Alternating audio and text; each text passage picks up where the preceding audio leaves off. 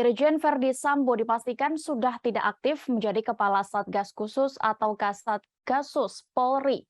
Jabatan non-struktural itu otomatis nonaktif sejak Verdi Sambo dinonaktifkan dari jabatan struktural sebagai Kadif Propam Polri.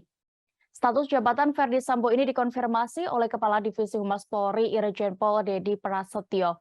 Ia menjelaskan bahwa Irjen Sambo sementara tak lagi menjabat Kasatgasus dan Kadif Propam Polri sejak Senin 18 Juli 2022. Sehingga Dedi sekali lagi menegaskan saat ini Sambo sudah tidak lagi mengisi jabatan struktural maupun non-struktural usai dinonaktifkan. Sebelumnya, Irjen Verdi Sambo disebut masih menduduki jabatan sebagai Kepala Satuan Tugas Khusus Polri.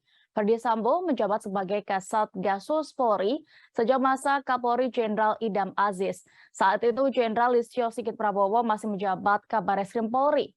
Direktur Eksekutif Amnesty International Indonesia, Usman Hamid pun ikut mempertanyakan perihal status Verdi Sambo sebagai Kasatgasus.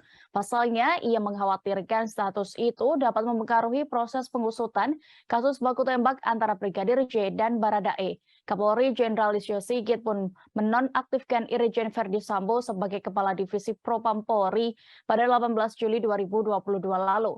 Penonaktifan dilakukan seusai desakan dari banyak kalangan demi penyelidikan yang objektif terkait kasus kematian Brigadir J di rumah dinas Irjen Verdi Sambo.